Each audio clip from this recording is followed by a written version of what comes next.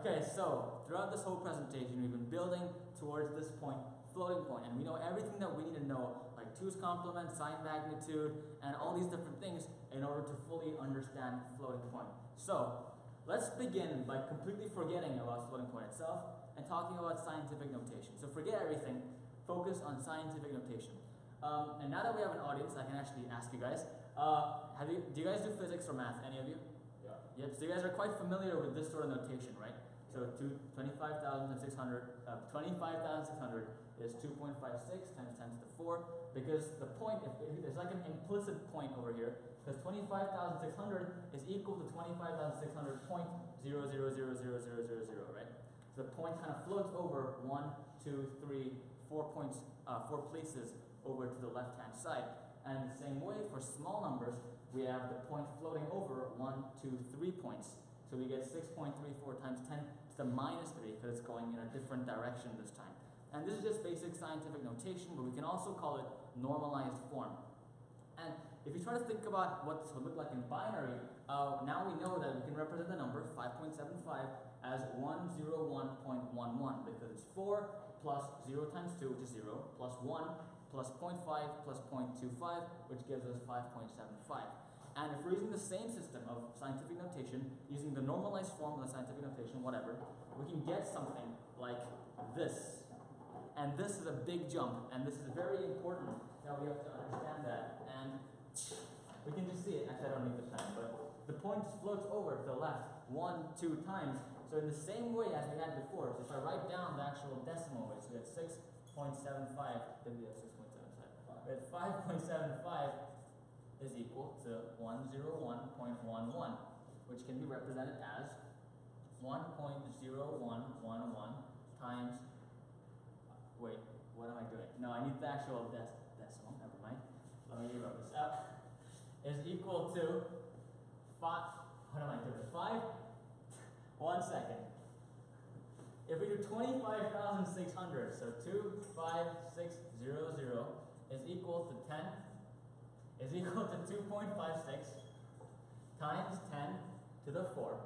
In the exact same way, using binary, we can have the number 101.11 is equal to some number 1.0111 times the base, in which case we're using binary, so the base has to be 2, and the point floats over 2 places, so we just put in positive 2 at the top here. And something important to see throughout all of this, in this example, in that example, and in this example, is that the first digit is never a 1 when we're using floating point, and when we're using the normalized form or the scientific notation, because by definition, scientific notation is when we have the most significant digit of a number as the ones digit, followed by point whatever multiplied by the base to the power of some exponent, in which case it's 2 here, it's 4 there, it can be anything. It depends on how far the point floats left or right.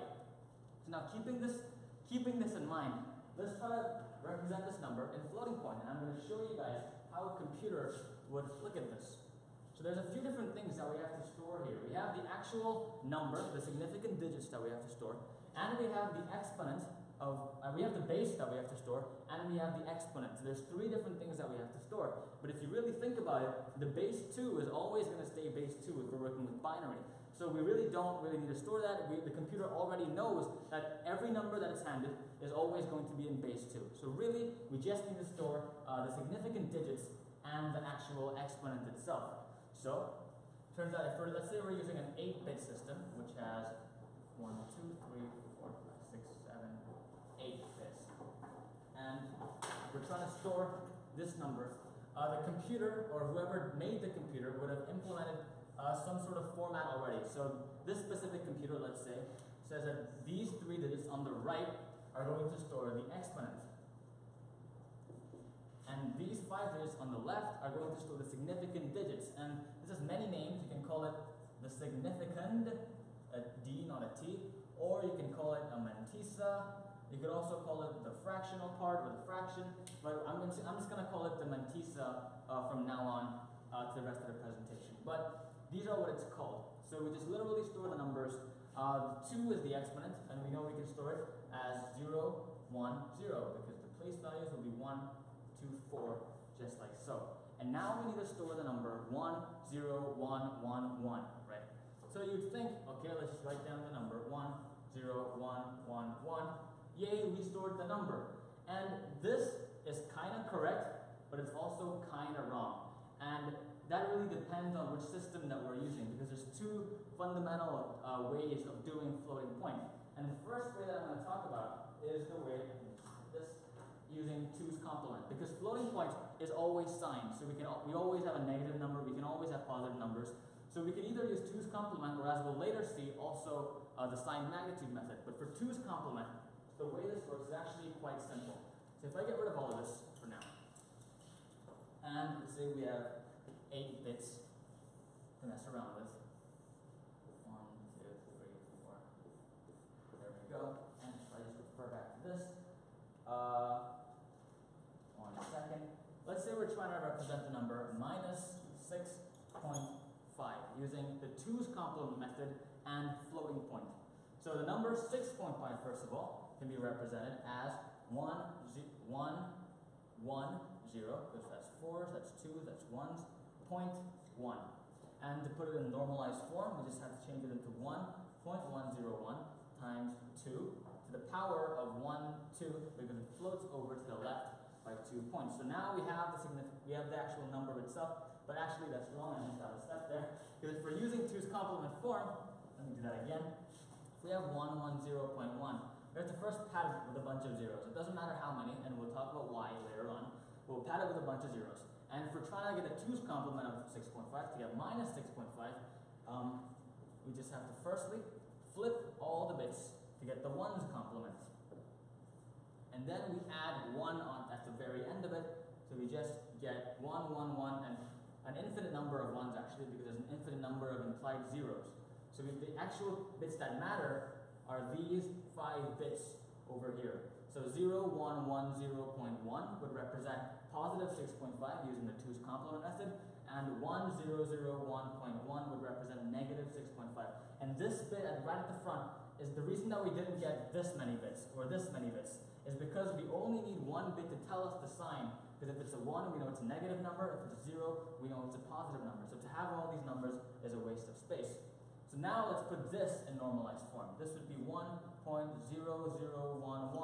times 2 to the power of 1, 2, 3. So the point moves 3 places along. So now let's store this in an 8-bit system where we have the 3 bits for the exponent and 5 bits for the mantissa. Using a 2's complement system, we know firstly the exponent is a positive 3. If this was a negative 3, we'd have to convert that by flipping it and adding 1. But for now it's positive 3, so I'm just going to do 0, 1, 1 over there for the exponent. That's 1 plus 2 equals 3. And for the mantissa, in a 2's complement system, we literally just put in all these numbers, 1, 0, 0, 1, 1. And there's an implied decimal point after the first bit. So using a 2's complement system, the computer would see this, it would see, okay, the first bit is 1, so we know it's a negative number, so it would take away 1 and flip all the bits to get the actual magnitude itself, which is 6.5. So it'll see this is, what's that? Some number, and it would float the point by 3 bits, 1, 2, 3. So it would see that this gives us the value.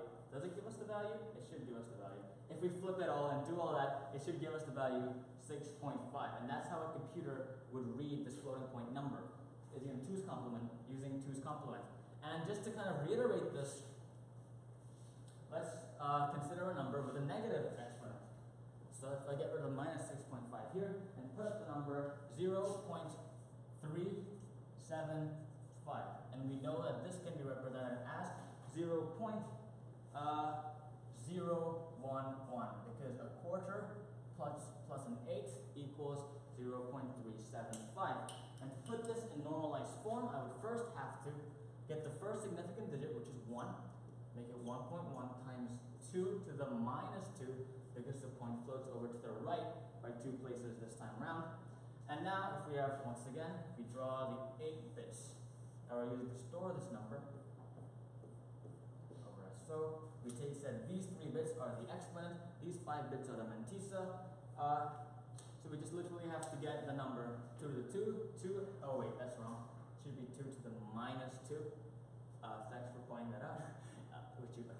to the minus 2, and we know that 2 in, in normal binary is represented as 1, 0. And because we're using 3 bits, let's just pad it with an extra 1. So we know minus 2, in order to get it using 2's complement, you flip all the bits, 1, 0, 1, and then you add 1, which has the effect of turning this to 1, 1, 0. So we just add 1, let me put it with a blue pen, so add the numbers 1, 1, 0, as so, and then we add the number 1 number 1.1 times 2 to the minus 2. But actually, if we're using a 2's complement system, we need to have this zero. We actually know that there's an infinite number of zeros, right? And if we're using a 2's complement system, to show that this is a positive number, we need to actually store this 0 as well, the first 0. And to actually put it into this byte, we'd have to store 0, 1, 1, 0, 0. And, wait, is that right? I think that's right. I'm a little bit, okay, 1 second. To the minus 2. Yes, that's right. So the computer would see this, it would see that it's a positive number, perform all the operations necessary to get it out of normalized form back into the normal form, 0.011, and it would calculate the value of positive 0.375. And what you would have noticed by now is that this is a very complicated way of storing a number. There's lots of flipping, lots of adding, and there's tons of things to mess around with. And that is the exact reason why in most computers nowadays, they don't store floating point numbers like this. And actually in our A-level textbooks, this is the way they teach it and using the 2's complement method, but the reality is that 99% of computers nowadays do not store numbers using 2's complement. And the reason we actually use 2's complement for integers is because a 2's complement, we can do simple binary arithmetic on it, very simply. We can just add 2 numbers and we can minus numbers by adding the negative part of that number, and that works out very, very nicely for integers. But it turns out in floating point, even if we use 2's complement, we can't add 2 different numbers. We can't perform the simple binary arithmetic that we're used to as integers. And there's actually a completely separate unit on a computer called, I think, the floating point unit, the FPU, which does arithmetic in a different way, which I'm not going to go into today. But because we don't have to perform the simple arithmetic, there's really no advantage at all to using 2's complement. It just overcomplicates things, and as you can see, lots of flipping, lots of adding, and it's very hard to get a sense for the number. So we're just going to forget it and completely just ignore that this even exists. And now the method that we're going to use to see signed fractional numbers is using sign magnitude. And this is a method that is the IEEE 754 standard. And IEEE stands for Institute of Electrical and Electronics Engineers. This is kind of the global standard for how floating points should be stored. So it's sign magnitude, which we've seen before, but we haven't seen it in a floating point context. And we have a lot of the very same bits that we used before. So let's say we're actually using 16 bits, because there's actually going to be a lot of things to store here. So cut that in half, and half, and half. Half, 1, 2, 3, 4, 5, 6, 7, 8, 9, 10, 11, 12, 13, 14, 15, 16. There's 16 bits there. The first bit of any sign magnitude floating point number is going to be the sign. We're going to call this the sign bit. And the next, however many bits, let's just say for the sake of this number, we're going to say the next 4 bits is going to be used to store the exponent. So we've seen the exponent before, and you may have guessed it, the remaining bits is going to store the mantissa, or the significant digits of the actual number. So now let's see how this actually works in practice by storing the same number of minus 6.5 again. And we know for a fact that just the normal number 6.5 can be represented as 110.1. And just to put it in normalized form, we get 1.101 times 2 to the 2. It's going this way, so it's positive 2 over there. So now using the sign magnitude method, what you first do is recognize that this is a positive number. 6.5 is greater than 0, so the sign bit is automatically going to be a 0. Now the exponent is a number 2. So using this system, we know that place is 1, 2, 4, 8. And what we're going to do is just say, you know what, 0, 0, 1, 0 represents 2. And for kind of the intellectuals out there, you'll notice this is actually wrong, but we're going to get to that that in a little bit. For now, let's keep it as 2. For the actual mantissa, we store the significant digits. So you would think you go 1, 1, 0, 1. You just got to store 1, 1, 0, 1, and pad the rest with zeros. That seems pretty intuitive, but that is actually also wrong as well. And for a very smart reason. The people who made floating point realize that whenever you have something in normalized form, it can never be a 0 as the first digit. And in a decimal system, we can have numbers like 1, 2, 4, 9 point something, 4 point something, and we can have all these variety of different numbers. But in binary, if we can't have 0, we know for a fact that the first digit is always going to be, I don't know why I circled that, it's always going to be the number 1. Because there's going to be an infinite number of trailing zeros behind it, technically speaking, but those are insignificant. That doesn't add anything to the number we're trying to get. So we always know for a fact it's going to be a 1. So the programmers thought, or the people who made this thought, you know what, if it's always going to be a 1, why do we even have to store it? Why don't we just assume that it's going to be a 1? So instead of storing 1, 1, 0, 1, a little neat trick which saves 1 extra bit is used. We only store the fractional part of a digit, so 1, 0, 1, and the remaining parts are padded as zeros. The computer looks at this number, it sees it's a positive number, so first it adds it's positive. It looks at the actual mantissa itself, it sees it's 1, 0, 1, and the rest are zeros. So it sees we gotta do 1.101. As I said, there's an implicit 1, or rather an implicit 1 dot here. It's 1.101, 00000. The computer would see that, and it sees that the exponent is 2 to the power of 2, which I said is wrong, which we'll get to, but for now, let's assume this is true, and it would just move the point over 1, 2, to get the value 110.1, which it knows is positive 6.5. So if you want to negative 6.5, we just change the sign bit over there to make it negative as so. And the reason this is much better than 2's complement, we just saw it there actually. I forgot to change this to a negative, but if I had done that in 2's complement, I have to flip everything once again, change all of the mantissa, change everything, and it would all be a mess. But I simply just have to change this number from a 0 to a 1. If I just want to change the sign. So it's much simpler to look at, and just by looking at the number, we can get a feel for how big it is.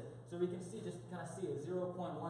It's very intuitive, and the exponent is 2, so the point would float over 2 times over there. Actually, there'd be 1 there, implicit 1. And it's very easy to kind of get a feel for the size of a number using this system. Much more intuitive than the 2's complement system, which is why this is favored. So now let's see, just for another example, and we're going to talk about the exponent now, and why this is actually wrong. So if we're trying to get a smaller number, which we just saw previously, 0.375 once again, let's say 0.375. We know, as we said, that this is 0.011, which in normalized form gives us 1.1 times 2 to the power of 2, because no, it's a minus 2, because the floating point, the point floats over to the right by 2 places. So if I once again draw this using, let's say, 16 bits. There we go. Almost there. Awesome. And as always, the first bit is always going to be the sign bit. Let's just pretend that the first 4 bits are going to be storing the exponent. The rest are going to be storing the mantissa. First of all, positive number, so this automatically becomes 0. No question about it. Now the exponent over here is minus 2 in this case. And when we're using 2's complement, we can simply just get the number 2, which is 1, 0, 1, 0, or in this case, if we're using 4 bits, 0, 0, 1, 0. We flip all the digits, and then we add 1 to it. And that's how we get the value minus 2 if we're using a 2's complement system. But we're not. We're using a sign magnitude system. So you may be thinking, okay, so is this the sign bit for the exponent? So are we going to divide this as the sign bit and like the number for the exponent? And that's going to become really complicated. And we're going to have like sign bits within sign bits, and it's just going to be really weird. So that's not actually how this has been implemented. So forget this line over here, and if I just redraw it with black. So we got 4 bits to store the exponent. Turns out what the people who made floating points using sign magnitude created was something called a bias. So we can see if we have 3 bits, that should be, okay, actually, let's say we have 3 bits to store the exponent, just to simplify things. We have 8 different combinations ranging from 0 to the number 7. And we can represent, as I said, from 0, 1, 2, 3, 4, 5, 6, 7. But that means in this system, we can't actually represent numbers like -2 or -3 or -1. So the people who made this thought, why don't we kind of shift things and pretend that 0, 0, 0, instead of representing 0, represents -3. Pretend that 0, 0, 1 represents -2, and sort of shift everything by some specific number called a bias.